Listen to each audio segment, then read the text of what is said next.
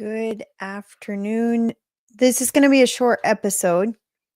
I wanted to cover just quickly a bit of the inauguration that's happening. I don't expect there's going to be many people watching live because they're probably watching the inauguration. So I expect small numbers today, but I wanted to cover some of the stuff quickly that I saw so far. I wasn't sure I was gonna do an episode, but then I thought about it. I'm like, okay, I might as well just cover a little bit. So I'm gonna show Trump's speech just before he got sworn in, and then I'll share my thoughts as well. I haven't watched it. I wasn't watching live. I was getting ready for the show. And then I'm gonna talk about the Biden pardoning all the criminals, all the people that I think should face a lot of jail time. He's pardoned a whole bunch today just before Trump got sworn in. And then I'm just going to cover some of the stuff that I noticed kind of during the inauguration. Some of the stuff is for entertainment purposes. Some of it is, I just want to point out how awesome Melania Trump looks. But anyways, I figure I'd start with the inauguration. I have it ready to go here. I just realized I never added it as a shareable screen. Just give me a second. I'll make sure to do that. Different settings. But yeah, I'll start with that. I'm not sure how long it is. I think it might be like 10, 15 minutes. So we'll just have a look here. Just a sec. I gotta get this. Oh, it started again, so I gotta find it. I think it was 10.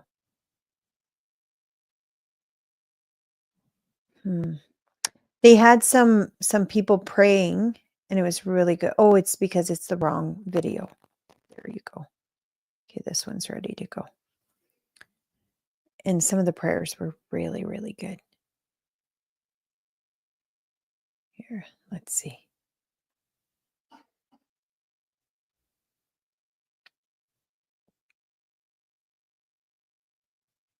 There you go.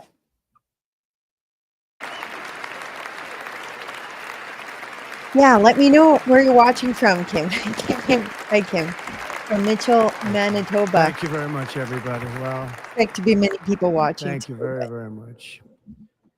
Vice President Vance, Speaker Johnson, Senator Thune, Chief Justice Roberts, Justices of the United States Supreme Court, President Clinton, President Bush, President Obama, President Biden, Vice President Harris, while you guys and watch, my fellow citizens. I can grab a tea.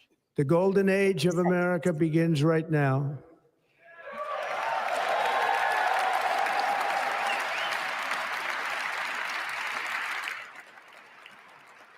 From this day forward, our country will flourish and be respected again all over the world.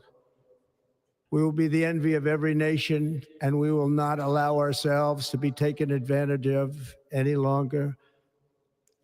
During every single day of the Trump administration, I will very simply put America first.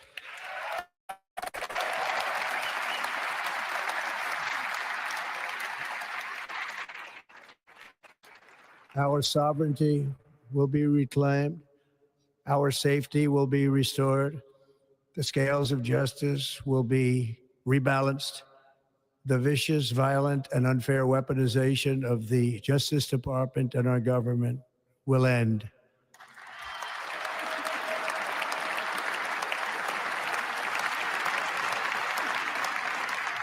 And our top priority will be to create a nation that is proud, prosperous, and free.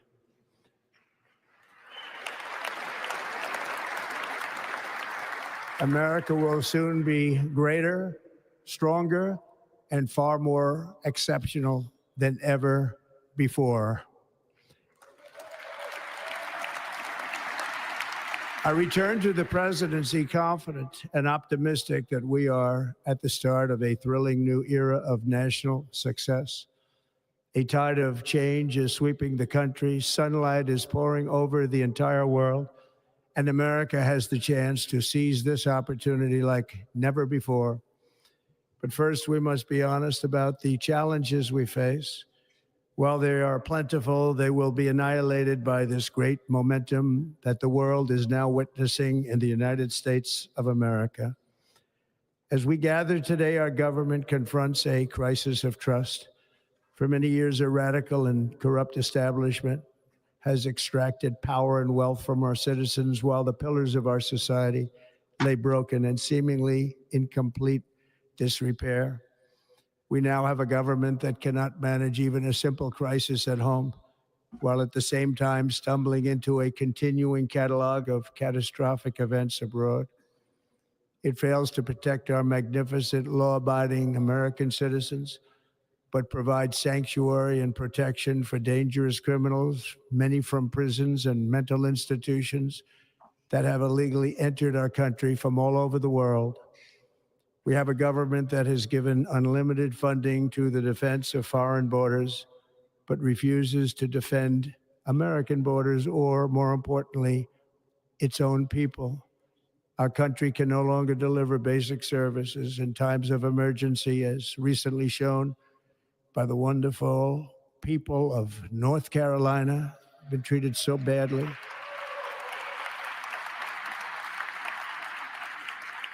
And other states who are still suffering from a hurricane that took place many months ago. Or more recently, Los Angeles, where we're watching fires still tragically burn. From weeks ago, without even a token of defense, they're raging through the houses and communities, even affecting some of the wealthiest and most powerful individuals in our country, some of whom are sitting here right now. They don't have a home any longer. That's interesting.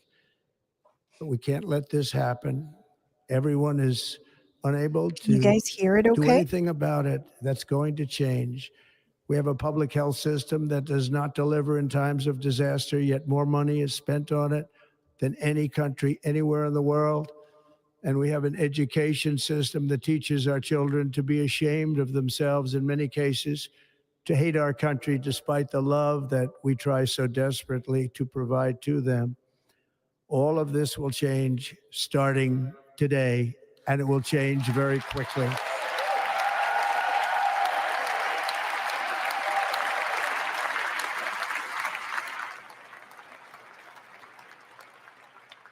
My recent election is a mandate to completely and totally reverse a horrible betrayal and all of these many betrayals that have taken place, and to give the people back their faith, their wealth, their democracy, and indeed their freedom.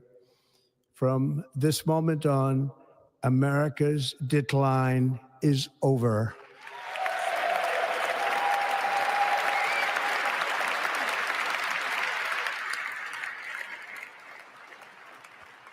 Our liberties and our nation's glorious destiny will no longer be denied, and we will immediately restore the integrity, competency, and loyalty of America's government.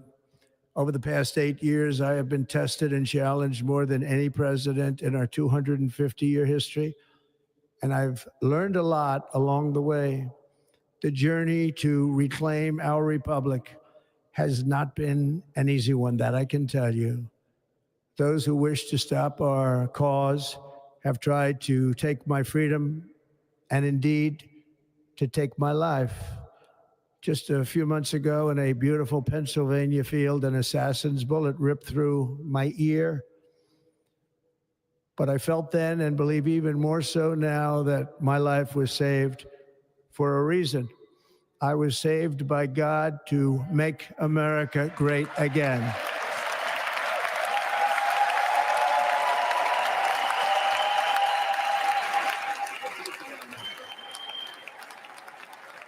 Thank you. Thank you.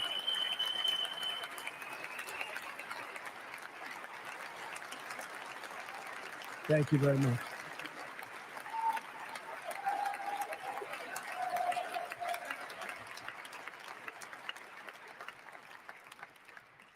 That is why each day under our administration of American patriots, we will be working to meet every crisis with dignity and power and strength. We will move with purpose and speed to bring back hope, prosperity, safety, and peace for citizens of every race, religion, color, and creed.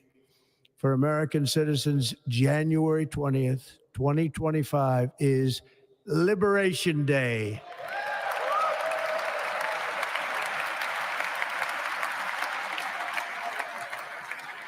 If you didn't get a chance to see the It prayers, is one my of the hope guy that made our it all recent about that. presidential election will be remembered as the greatest and most consequential election in the history of our country. As our victory showed, the entire nation is rapidly unifying behind our agenda with dramatic increases in support from virtually every element of our society, young and old, men and women, African Americans, Hispanic Americans, Asian Americans, urban, suburban, rural, and very importantly, we had a powerful win in all 7 swing states. And the popular vote, we won by millions of people. To the Black and Hispanic communities, I want to thank you for the tremendous outpouring of love and trust that you have shown me with your vote. We set records, and I will not forget it. I've heard your voices in the campaign, and I look forward to working with you in the years to come. Today is Martin Luther King Day, and his honor, this will be a great honor, but in his honor, we will strive together to make his dream a reality. We will make his dream come true.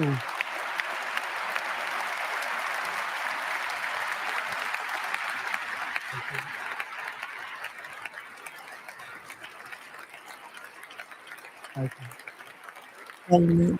Thank you. National unity is now returning to America, and confidence and pride is soaring like never before. In everything we do, my administration will be inspired by a strong pursuit of excellence and unrelenting success. We will not forget our country. We will not forget our Constitution, and we will not forget our God. Can't do that.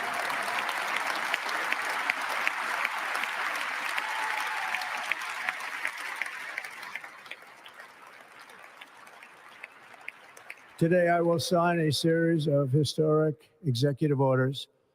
With these actions, we will begin the complete restoration of America and the revolution of common sense. It's all about common sense.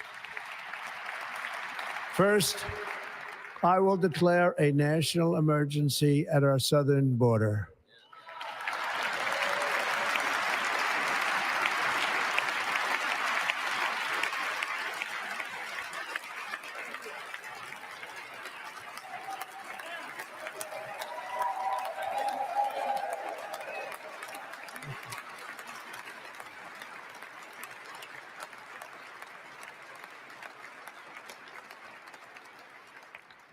All illegal entry will immediately be halted, and we will begin the process of returning millions and millions of criminal aliens back to the places from which they came. We will reinstate my Remain in Mexico policy.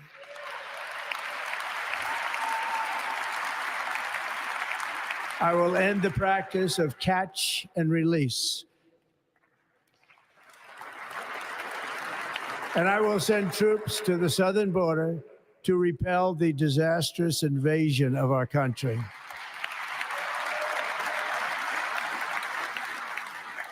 Under the orders I signed today, we will also be designating the cartels as foreign terrorist organizations. That's pretty good. If you look at how many people they've killed through the fentanyl coming into the U.S., I think this is a really good move. And by invoking the Alien Enemies Act of 1798, I will direct our government to use the full and immense power of federal and state law enforcement to eliminate the presence of all foreign gangs and criminal networks, bringing devastating crime to U.S. soil, including our cities and inner cities.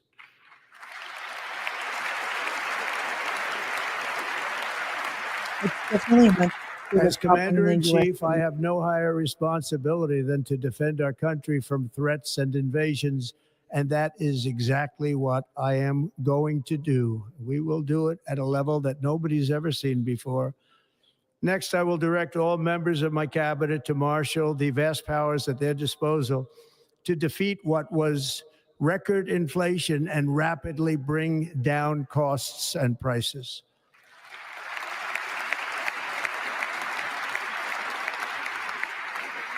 The inflation crisis was caused by massive overspending and escalating energy prices. And that is why today I will also declare a national energy emergency. We will drill, baby, drill.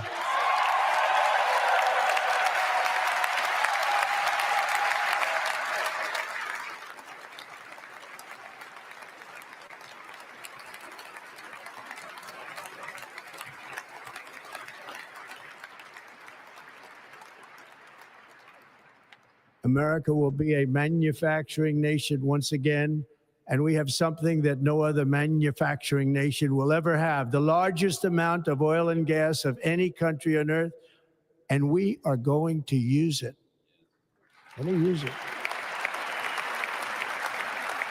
We will bring prices down, fill our strategic reserves up again, right to the top, and export American energy all over the world.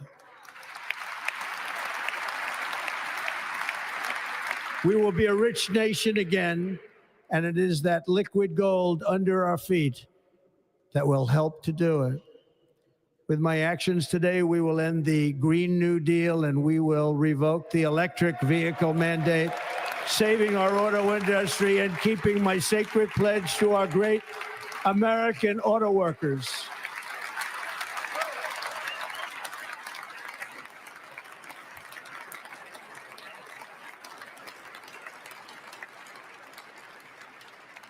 In other words, you'll be able to buy the car of your choice. We will build automobiles in America again at a rate that nobody could have dreamt possible just a few years ago. And thank you to the auto workers of our nation for your inspiring vote of confidence. We did tremendously with their vote. I will immediately begin the overhaul of our trade system to protect American workers and families. Instead of taxing our citizens to enrich other countries, we will tariff and tax foreign countries to enrich our citizens.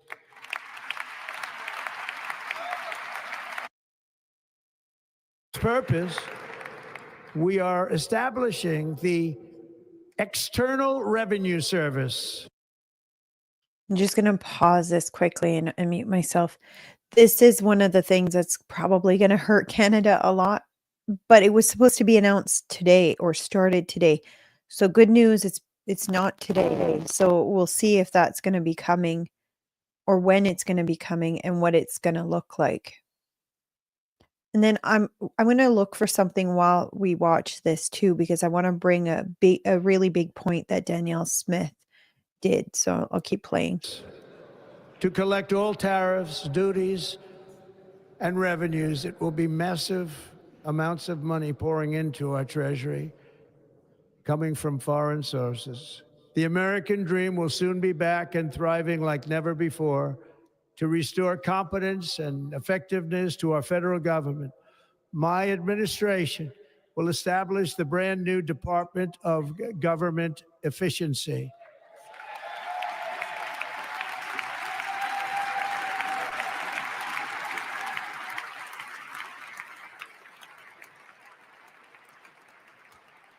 After years and years of illegal and unconstitutional federal efforts to restrict free expression, I will also sign an executive order to immediately stop all government censorship and bring back free speech to America.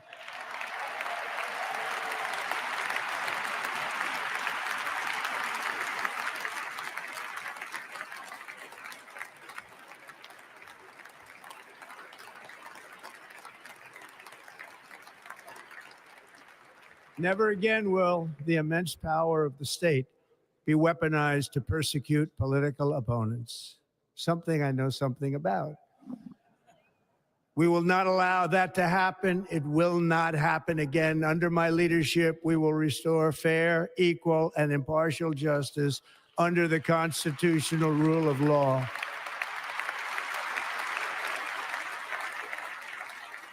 And we are going to bring law and order back to our cities. This week, I will also end the government policy of trying to socially engineer race and gender into every aspect of public and private life.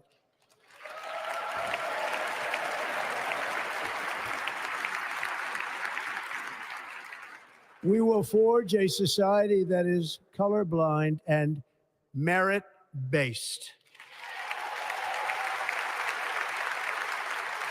I agree 100%. As of with this. today, it will henceforth be the official policy of the United States government that there are only two genders, male and female.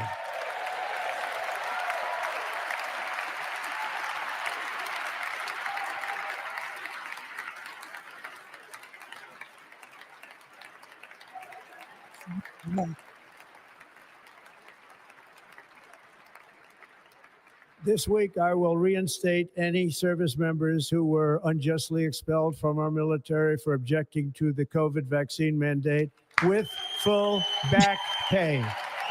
With full back pay. Wow. So awesome.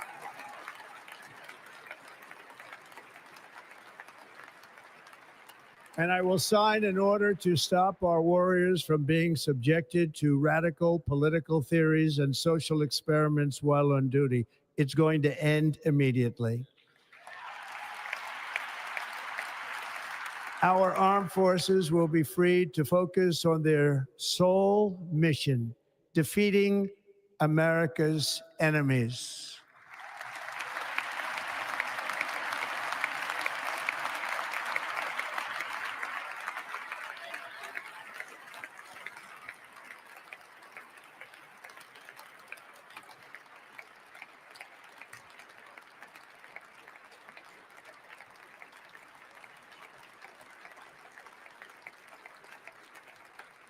Like in 2017, we will again build the strongest military the world has ever seen.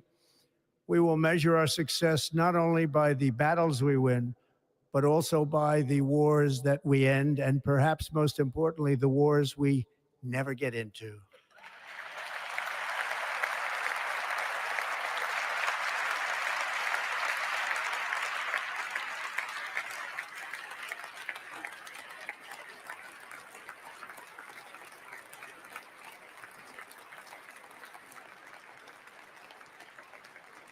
My proudest legacy will be that of a peacemaker and unifier. That's what I want to be, a peacemaker and a unifier. I'm pleased to say that as of yesterday, one day before I assumed office, the hostages in the Middle East are coming back home to their families.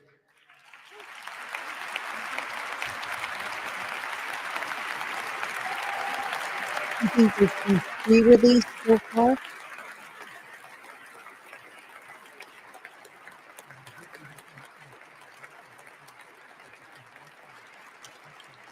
Thank you. It must be hard for like Joe Biden America and will reclaim its rightful Well- place as the greatest, most powerful, most respected nation on earth, inspiring the awe and admiration of the entire world. A short time from now, we are going to be changing the name of the Gulf of Mexico to the Gulf of America, and we will restore the name Okay, I'm going to pause of a that great quickly. president. Just so you guys know, the reason, well, this is one of the things that was on Twitter. The reason they're changing the name is because some legislation was passed that they couldn't drill into the Gulf of Mexico. But if the name gets changed to Gulf of America, then it doesn't apply anymore. So I saw someone kind of tweet about that. I think it was an executive order that Biden had done. So by changing the name, now they can start drilling for oil in the Gulf. I think that's what it was. I'm going to see if I can find it.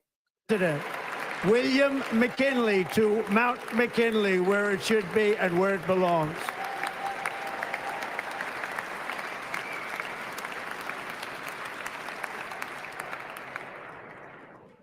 President McKinley made our country very rich through tariffs and through talent.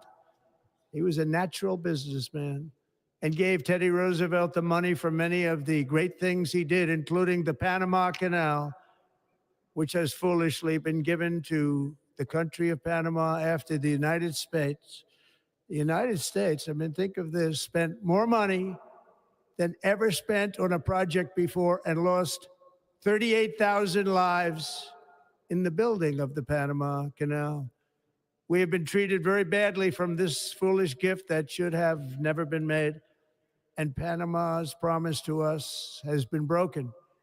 The purpose of our deal and the spirit of our treaty has been totally violated. American ships are being severely overcharged and not treated fairly in any way, shape, or form. And that includes the United States Navy. And above all, China is operating the Panama Canal. And we didn't give it to China. We gave it to Panama, and we're taking it back. I didn't know that. I didn't know that the Chinese were kind of taking it over. I'm going to have to look into that and research it. That would explain why they're trying to take it over. Above all, my message to Americans today is that it is time for us to once again act with courage, vigor, and the vitality of history's greatest civilization. So as we liberate our nation, we will lead it to new heights of victory and success. We will not be deterred. Together, we will end the chronic disease epidemic and keep our children safe, healthy, and disease-free. The United States will once again consider itself a growing nation, one that increases our wealth, expands our territory, raises our expectations, and carries our flag into new and beautiful horizons. And we will pursue our manifest destiny into the stars, launching American astronauts to plant the stars and stripes on the planet Mars. Where's Elon? Are they showing Elon?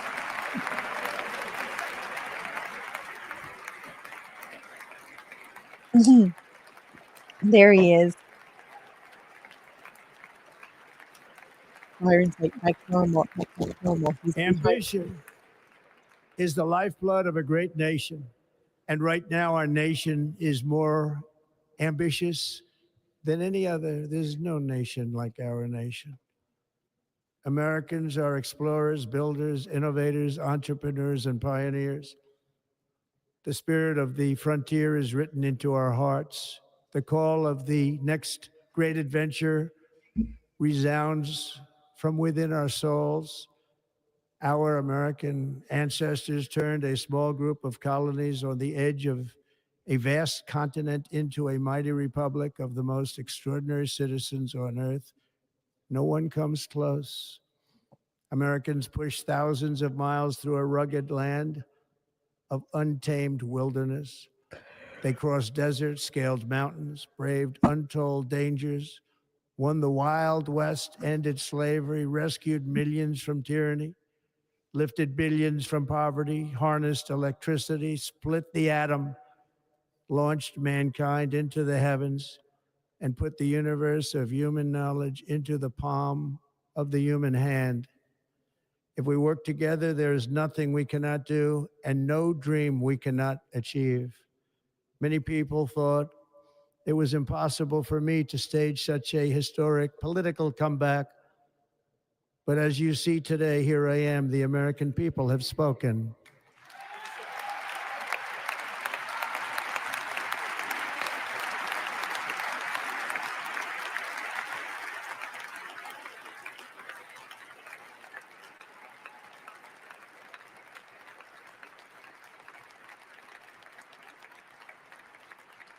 I stand before you now as proof that you should never believe that something is impossible to do.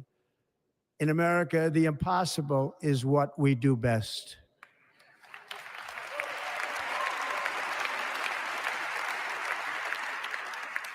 From New York to Los Angeles, from Philadelphia to Phoenix, from Chicago to Miami, from Houston to right here in Washington, D.C., our country was forged and built by the generations of patriots who gave everything they had for our rights and for our freedom.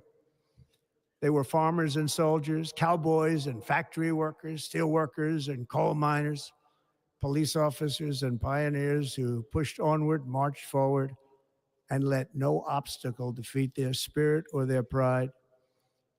Together, they laid down the railroads, raised up the skyscrapers, built great highways, won 2 world wars, defeated fascism and communism, and triumphed over every single challenge that they faced. After all we have been through together, we stand on the verge of the 4 greatest years in American history. With your help, we will restore America promise, and we will rebuild the nation that we love, and we love it so much. We are one people, one family, and one glorious nation under God. So to every parent who dreams for their child, and every child who dreams for their future, I am with you, I will fight for you, and I will win for you. We're going to win like never before.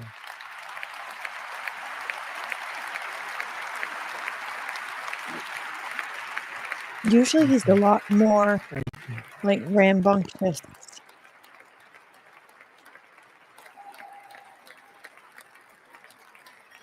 Thank you. Thank you. In recent years, our nation has suffered greatly, but we are going to bring it back and make it great again, greater than ever before. We will be a nation like no other, full of compassion, courage, and exceptionalism.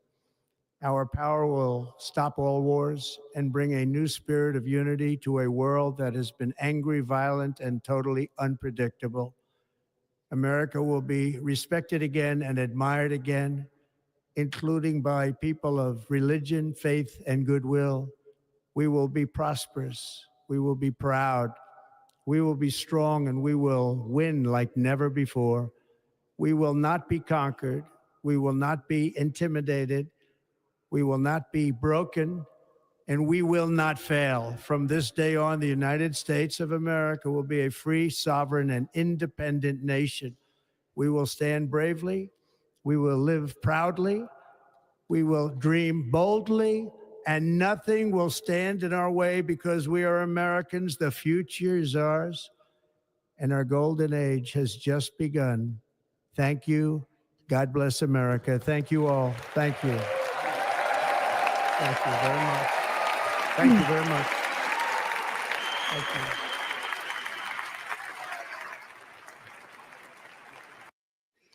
Wow.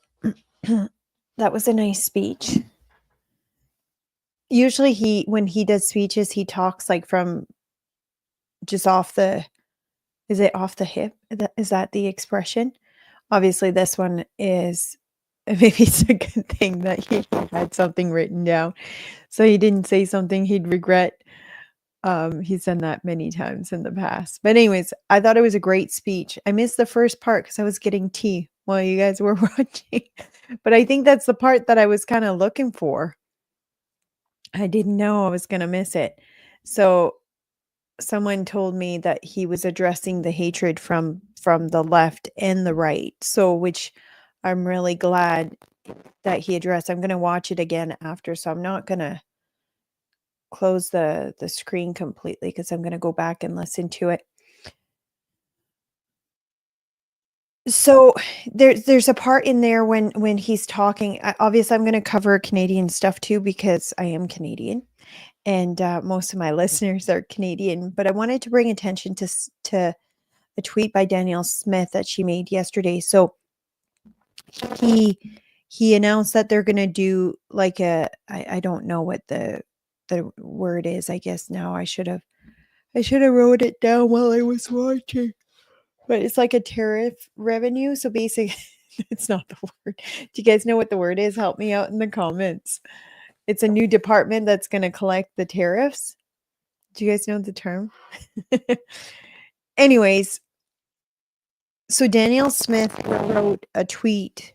I think it was January 18th, so 2 days ago, and I'm going to show it to you guys. I might have to move this around. No, it's good. She said, "Did you know the United States has a 53 billion trade surplus with Canada when our oil and gas is excluded? And that oil and gas is sold at a discount to the US refineries where over 1 million American workers triple its value by turning that oil and gas into fuel and plastic." Oh, sorry. Give me my second. Where did it go? No. Let me see if I can find it. How do I make it bigger? It disappears when I do that. Here. Oh, it goes over here. Okay, give me 1 second. You guys get to see the research that I'm doing. Here. Let's see if this works. It's not going to be perfect, but you get to see my background that changes all the time. For some reason, it won't bring it up. Here.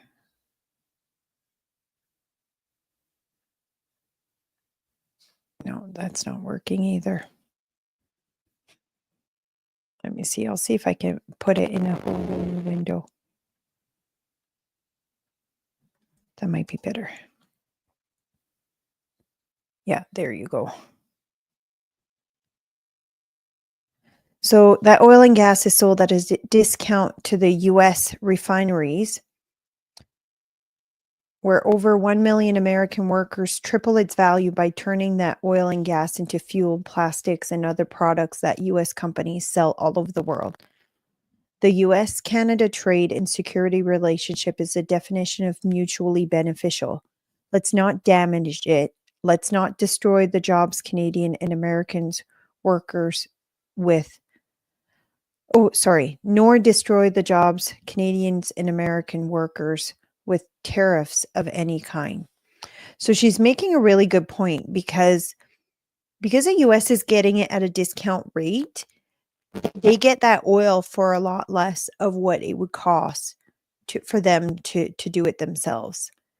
And then they use that and they turn it into other things. But I didn't realize that's how much of a difference it is in how much is getting exported out. So if you take that out, remember Trump was saying $100 billion deficit, as in like Canada sells more to the US than US sells to Canada. Well, if you take the oil and gas, it's only 58, so it's not 100. And I wouldn't even say it's a deficit, it's a surplus. So the oil and gas is basically the only thing. So I wonder, oh, Sherry said the name of the agency is External Revenue Agency. Thank you. Thank you, Rodney. Rodney has also gave it here. I'll just show them quickly here. Yeah. So it's going to be interesting to see if they're going to put that as part of the deal or if they're not. Part of me wonders if it's maybe going to be to put more pressure on a federal government change still and not necessarily going to be enacted. But another thing that it's done is kind of push Alberta towards separatism again. That sentiment was already there. It's kind of pushing it further in that direction. But another thing I want to show you guys, this is epic. So James Wood tweeted, "Oh my God, go to whitehouse.gov." So right now, if you go to whitehouse.gov, I'll show you guys what it does. I'll bring you with me because I typed it in, but I didn't click enter yet. Because once you click enter, you already start seeing it. Here, give me a sec. There you go. Okay, you guys ready? We're going to click enter. Oh, what happened? It didn't do it. Is it because it did it the other day? Oh, no. Here, let me see if maybe now that it's done. There was like a video that played.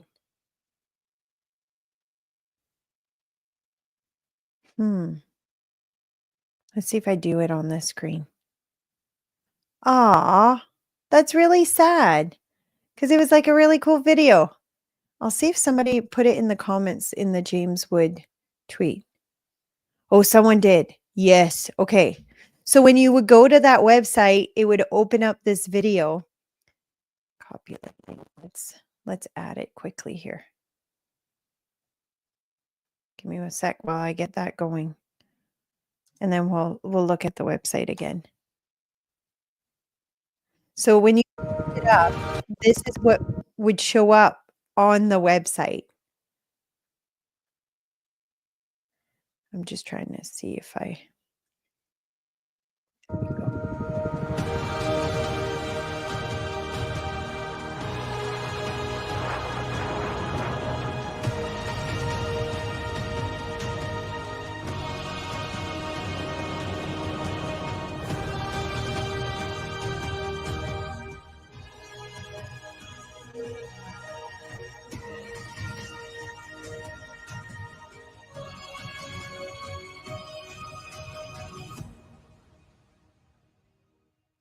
So that's pretty awesome, epic way of starting the website, but it obviously it's not doing that anymore. I'm just gonna see what else it's showing here.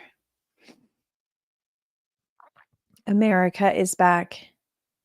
Every single day I will be fighting for you with every breath in my body. I will not rest until we have delivered the strong, safe, and prosperous America that our children deserve and that you deserve. This will truly be the golden age of America.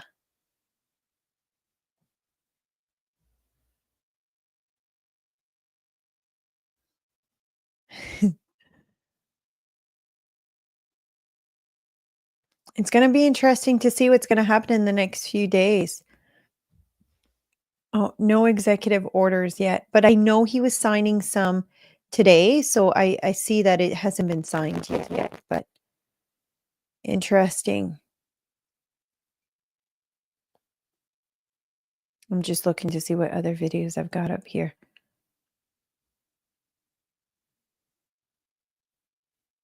The prayer too, the prayer that one of the gentlemen did was really good. Oh, I like this tweet too. I saw that. If she doesn't look at you like this, she's not your girl. And I find it comical with the JD Vance memes and stuff, only because I don't know if you guys know, but my husband is basically JD Vance twin, and I'm gonna show you guys how much. Actually, I'll bring it up on Twitter because I had tweeted about it. Let's see if I can find it quickly here. Just going on my profile. It's in my highlights.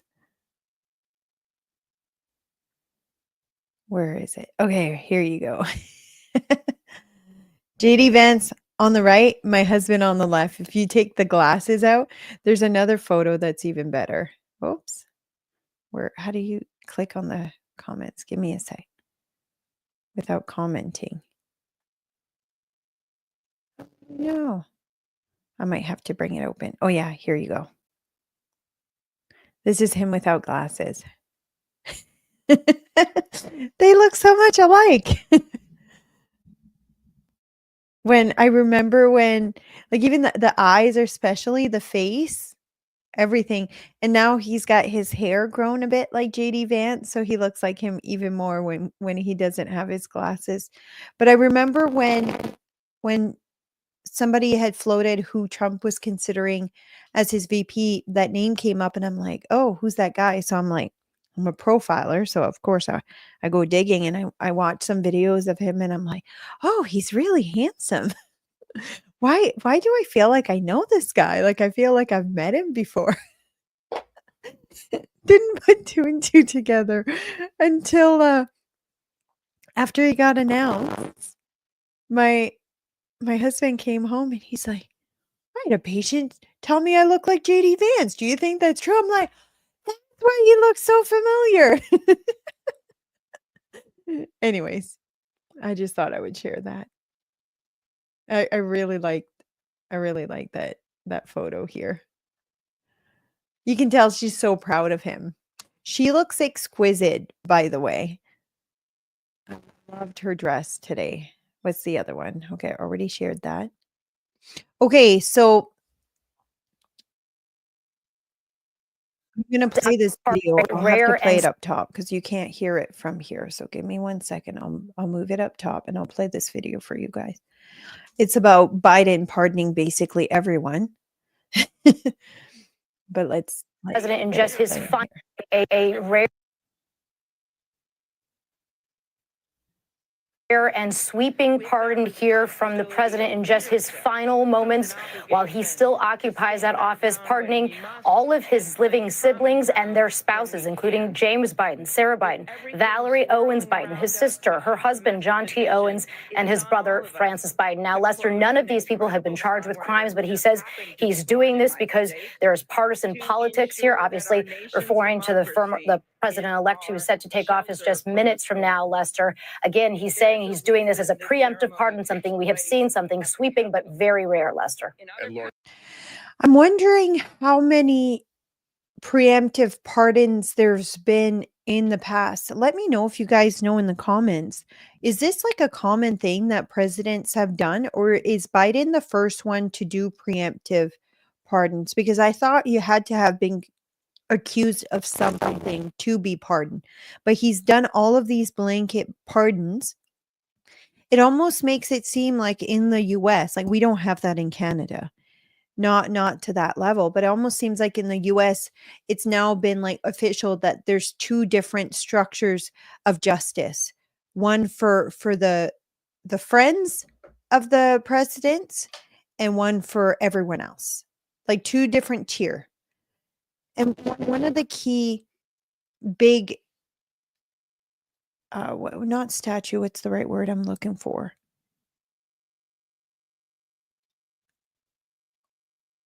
One of the big key part of the not the moral structure of our justice system. That's not the word I'm looking for. I'm looking for another word.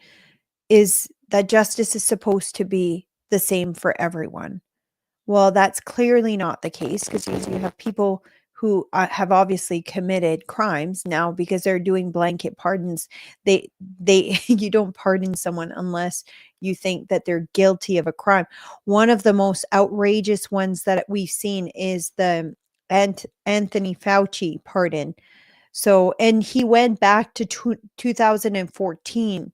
So it also covers all of his gain of function research, anything that might come out from an investigation.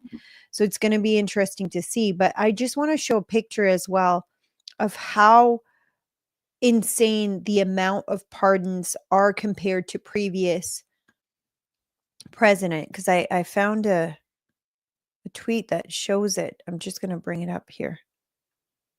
Right here.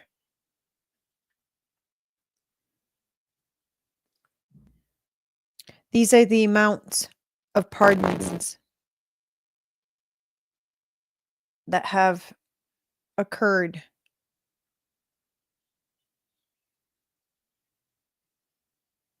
Are you telling me that he's pardoned over, what would that be, 8,000 people?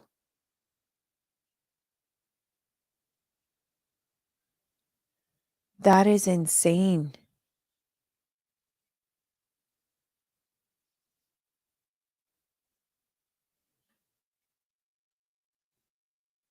Insane. Anyways, I just want to ask ChatGPT won't know, but maybe Grok will. I'll ask Grok. Because ChatGPT is not up to date, but Grok is.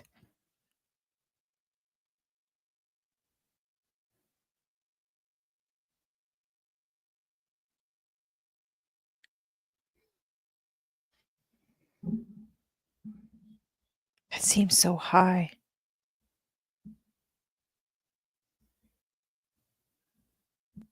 I'd like to see the full clip of what this. Here, let me see if I can.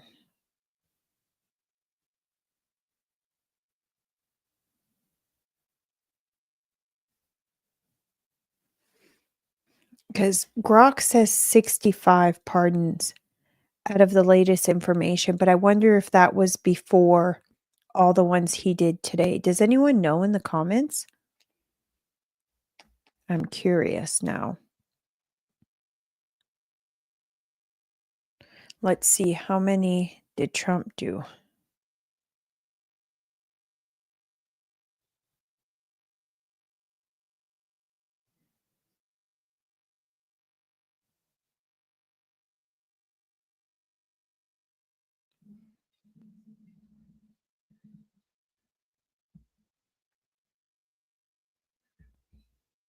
Yeah, the numbers would match for Trump. It shows here 237.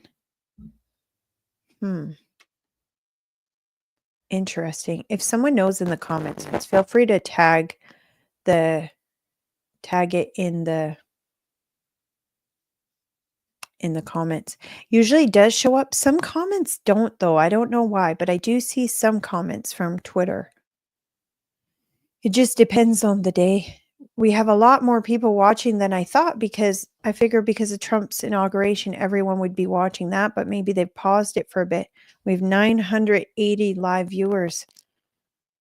So that's more than many of my other episodes. Okay, let's see what else I've got here.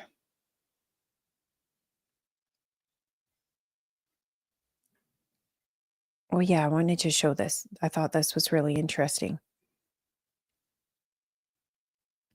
The Bibles have it. President-elect Donald Trump will be sworn into office with 2 Bibles. One given to him by his mother in 1955 and the other the Bible used by President Abraham Lincoln at his own inauguration in 1861. Trump was sworn in with the Lincoln Bible at his first inauguration. So was this the first one then? Yeah, I don't think this is what his wife was wearing today. Let's see what she was wearing because I do have a photo of it. Right here. Raise your hand if you think Melania Trump looks absolutely stunning for inauguration today. She does look amazing. It's funny too because I never really paid attention to Melania during the first administration. Like I don't know if you guys know, but I used to be on the left and I would consider myself to have Trump derangement syndrome. I used to hate the guy. That's what brainwashed mainstream media will do to you. But so I didn't really pay much attention to her, but I've been paying attention to her since they started campaigning, and she just is the picture of class. Not only is she beautiful, but she's so classy. She's a good example for dressing. It kind of reminds me a little bit of Prince William. Kate, or is it Catherine? Dressing, she dressed so classy as well, but I really like how Melania decides to dress. Okay, this is a cool tweet as well. Kirk Lubimov. I don't know if I'm saying, no, I'm not Jewish. That's kind of funny. I see they're all going to try to come at me. We'll talk about that in a minute. I'm going to cover the important stuff first. This picture from Donald Trump's inauguration entails more value than the whole Canadian economy. But the question is, why can't we develop this level of growth and innovation? So it's all these billionaires, Jeff Bezos, Mark Zuckerberg, Elon Musk. I can't remember who this guy is. It's funny too, because he brought his wife or fiance, I'm not sure what it is, but I was told that the wives weren't invited. So, but anyways, interesting to see. But Kirk makes a really good point. Why don't we have this level of growth and innovation in Canada? I think that's going to change. I think with the new $70 billion infrastructure that they're supposed to build in Alberta. I don't know if you guys have seen that. I'll see if I can bring it up. It's going to be an EI.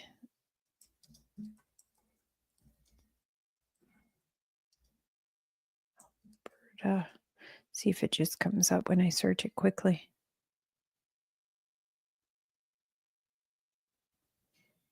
Yeah, it is. Here you go. I'll just show you guys.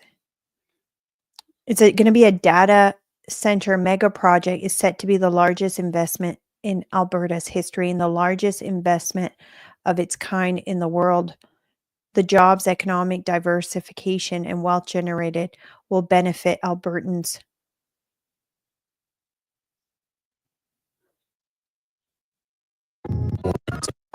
A computer. So that's coming to Alberta. So I think we're going to start seeing a change, especially when it comes to tech. And okay. Tani said that's the CEO of Google.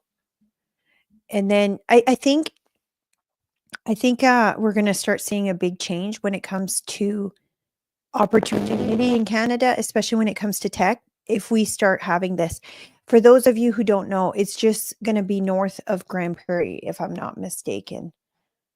I had looked it up on a map, or it was between Grand Prairie and Edmonton. So a lot of jobs will be coming to Canada because of that. And for your question, I'm not Jewish. I know a lot of people have accused me of being Jewish. I am French. So if you hear an accent, it's because French is my first language. So and I'm also part First Nation, so Mi'kmaq. And I can't use Métis because that's a term only for the West. So I'm part Indigenous from New Brunswick, hence the nose that they like to call Jewish. It's not Jewish, it's Indigenous.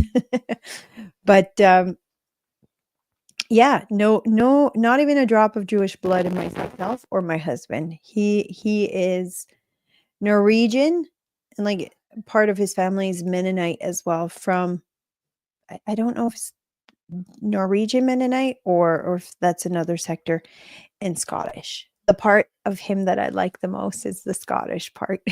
I always joke about that. Probably because I watched too many Outlander. Is that the name of the show? Before it got really weird. I see. You're one of those. No, I'm not even going to give you the platform. We're not going to get, I actually am going to be doing a whole episode on the whole Jewish Israeli Palestine war. I'm hoping to do a debate as well, to have people from both sides to come on the show and do a debate. I'm still working on finding who would be the best person to represent the Israeli side. So you can keep watching for that when it does come. I think it'll be like probably in a couple weeks. I have way too many guests coming on in the next week. Kirk being one of them that I just featured. Let's see what else we've got here. Okay, this is about Fauci. So Rand Paul said if there was ever any doubt as to who bears responsibility for the COVID pandemic, Biden's pardon of Fauci forever seals the deal. As chairman of the Senate Homeland Security and Governmental Affairs Committee, I will not rest until the entire truth of the cover-up is exposed. Fauci's pardon will only serve as an accelerant to pierce the veil of deception.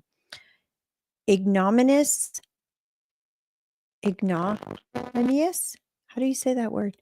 Anthony Fauci will go down in history as the first government scientist to be preemptively pardoned for crime. Interesting. So he was given a pardon this morning just before Trump was sworn in.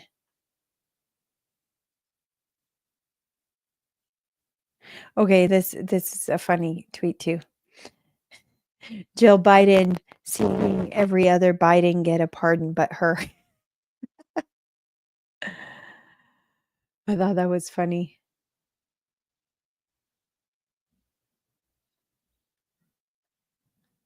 What else here? Oh, this is another funny thing. I'm going to spill the tea on this.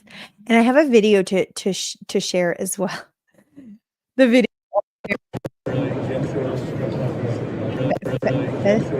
Heather Fetterman.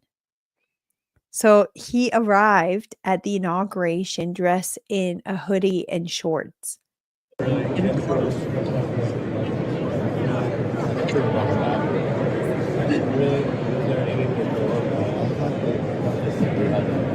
actually like Sean. After watching this video, I'm gonna share with you guys the video that he went on Joe Rogan, and he's explaining why he dresses like this.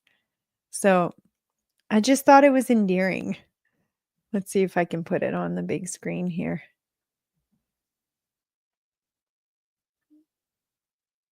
Up. There you go. That you don't have to wear suits when you're a senator? Yeah, no, I'm sorry, what was that? I said, are you the only guy that figured out that you don't have to wear suits as a senator? Oh, okay.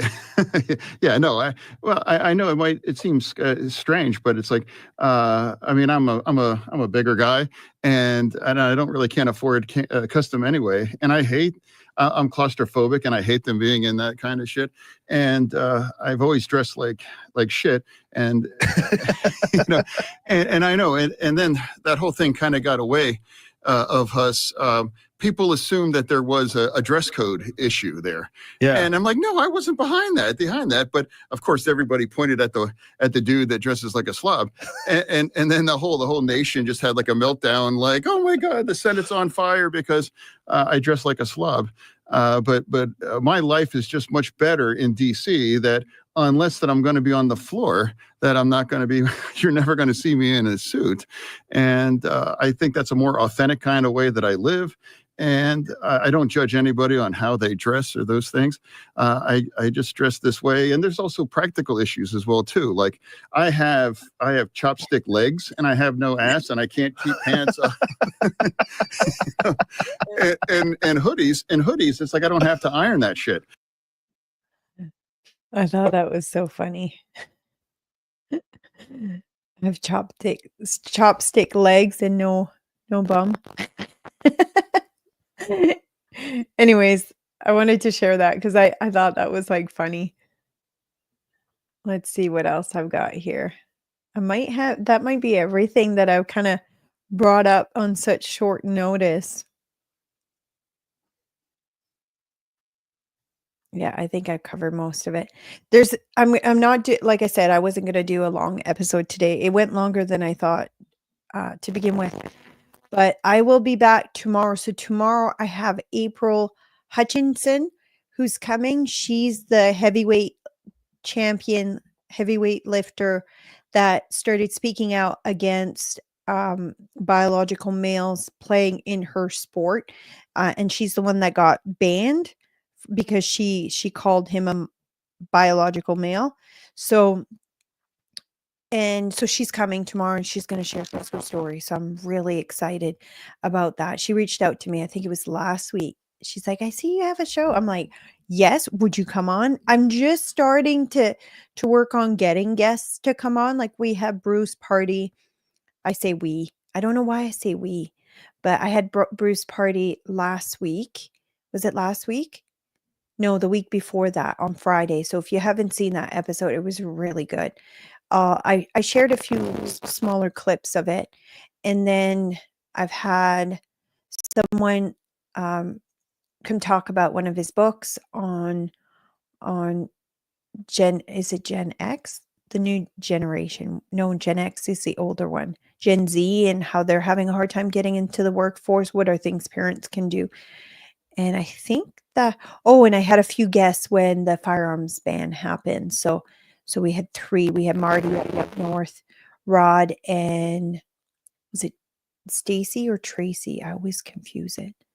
Was on anyway. So that episode was really good as well. So this week I have 3. I have April. I have Kirk, who's coming on Thursday, and on Friday I always get his name wrong. His last name wrong.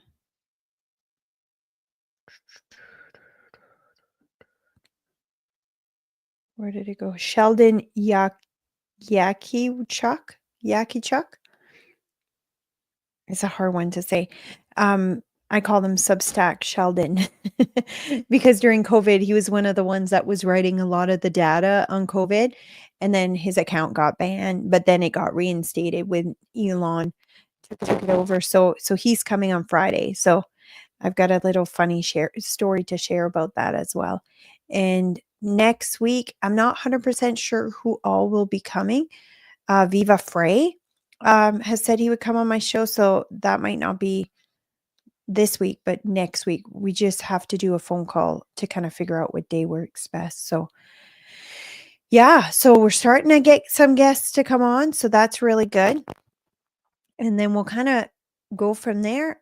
I don't know what Wednesday will be about. I'll probably just be covering the stuff that's been going to be happening between now and then, probably the tariffs again to see if we have an update.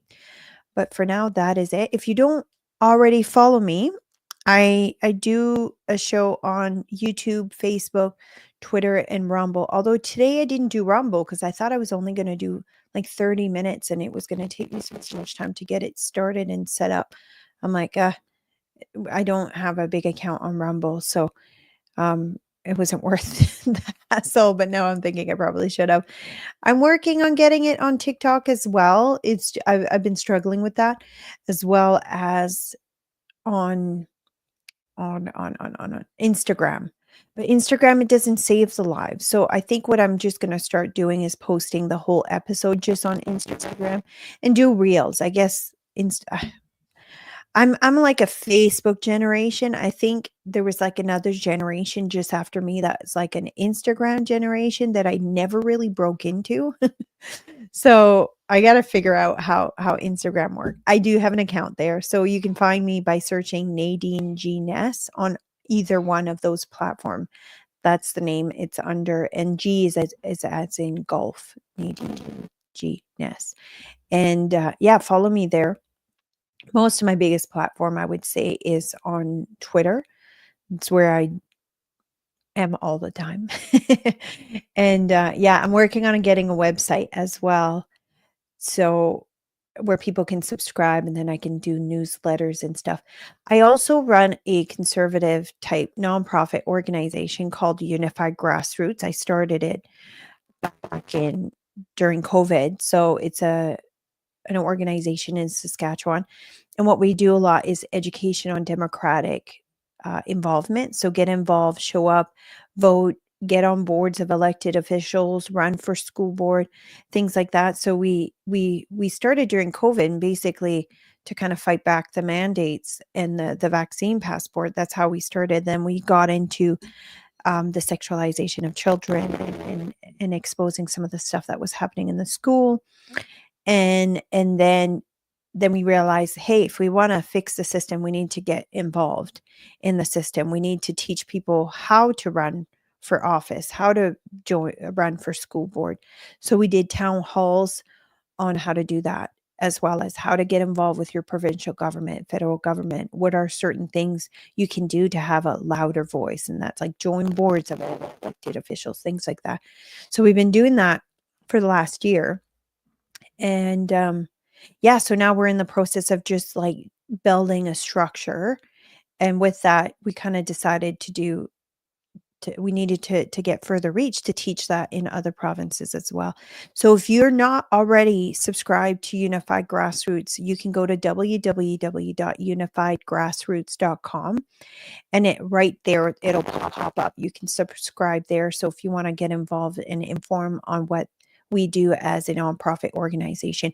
And if you're like unsure what it is, the only way I can explain it is I could compare it to other nonprofit organization, but it'd be similar a little bit to Turning Point USA, but where our focus is not on college student, it's just on everyone as a whole. Just Canada is just not very well informed when it comes to our democratic processes that we have. So we're not focusing on the kids because even the adults need to be made aware. In the US, you guys have your primaries about 30% Some as high as 40% of the population vote in that. In Canada, less than 1% vote in nomination election, which is the equivalent to what you would call the primaries.